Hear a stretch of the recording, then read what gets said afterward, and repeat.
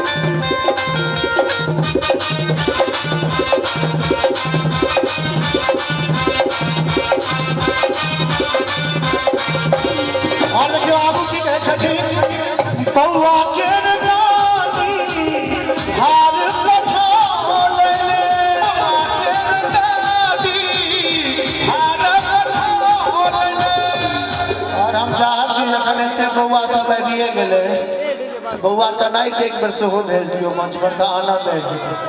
एक बार कनी बरुआ के से हो भेज आ बाबू क्या महार छथिन बरुआ। अच्छा एते उछलै छथिन बउए, क्या बात आई ई नै पहिरु कनी का ए देखिए हम एना में फड़सा जेते पहिले एखन हम सब उपनयन में लिए हम भ सकैया बउआ के बियाह के टाइम में हम बूढ़ भ जाइए तो तैला हम अपना बेटा के तैयार कर दिए जो है को बियाह में गए। एक बार बउआ के आशीर्वाद स्वरूप जोरदार ताली बजा दियो सब गोटे। तो बउआ के हाल पठा